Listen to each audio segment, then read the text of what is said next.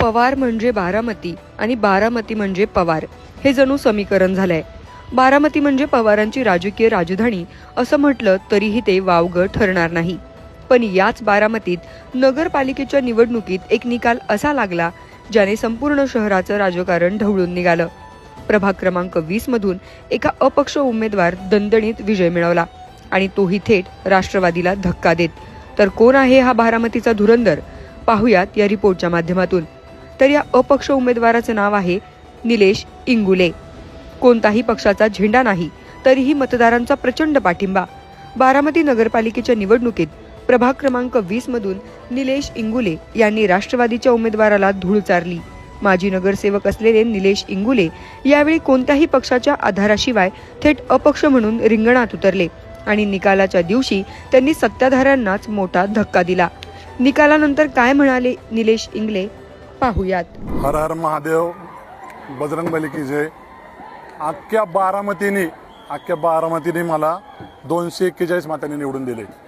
जे बॅलेटचं वोट होतं ते पण मला एकट्याला पडलेलं आहे आणि दोन अनव्हॅलिड झालेले आहेत आणि 1 2 3 4 5 बूथवर मी लीडला आहे आणि ते 4 बूथला छोट्या लीडने होते। 2304 मतं मला पडली, त्यांना 2063 पडली मतं। 241 मतांनी मी आणि सर्वसामान्य म्हणजे धनशक्ती, एका नावाची ताकद, बारामतीत वर्गणीला दादागिरी, लोकांना दादागिरी, हे सगळं मोडून सर्वसामान्य लोकांनी मला मतदान केलं।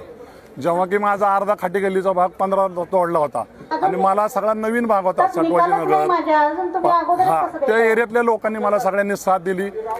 आयुष्यभर मला सगळे पत्रकार बांधवांनी साथ दिली, आता पण सगळ्यांनी साथ दिली। सगळ्यांचे खूप खूप धन्यवाद। अजित पवारांचे कार्यकर्ते मी अजित दादाच आहे की, पण आता तुम्ही अपक्ष निवडून आलाय, कुणाकडे जाणार आहे? अजित पवारांकडे परत जायचं? आता तर मी सगळ्या जनतेबरोबर आहे आणि सगळी जनताने जी सांगन ती मी करणार आहे।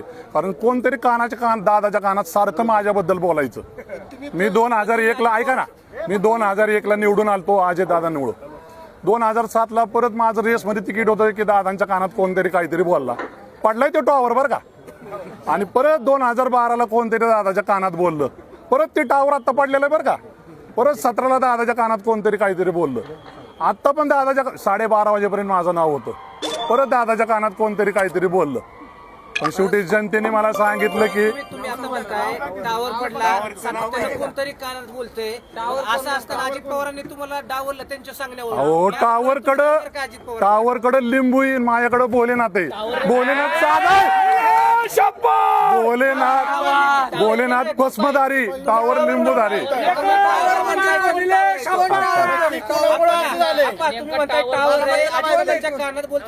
सगळं आजच होय। अहो, 5 वर्ष आता ती टावरचं खालचं फुटिंग काढायचंय आणि ते घालवायचंय। सर्व मतदारांचे खूप खूप धन्यवाद। दादाने मला सोडलंच नव्हतं, मी निवडून आलो असतो का? तुम्ही वेळ आहेत का? निलेश इंगुले यांच्या या एका विजयाने राष्ट्रवादीची बारामतीतील अभेद्य मानली जाणारी पकड पहिल्यांदाच सैल झाल्याची चर्चा रंगली आहे। तर दुसरीकडे हा निकाल म्हणजे राष्ट्रवादीसाठी धोक्याची घंटा तर नाही ना, अशीही चर्चा रंगली आहे। एकूणच बारामतीच्या या निकालाने शहराच्या राजकारणाला नवी दिशा दिली आहे आणि आगामी राजकीय समीकरणांमध्ये अपक्षांची ताकद दुर्लक्षित करता येणार नाही, हेच या निकालानं दाखवून दिलंय। अपक्षांचा हा विजय फक्त एका प्रभागापुरता मर्यादित राहणार का, की बारामतीच्या राजकारणात हा बदल मोठं वळण घेणार, हे पाहणं आता महत्त्वाचं ठरणार आहे।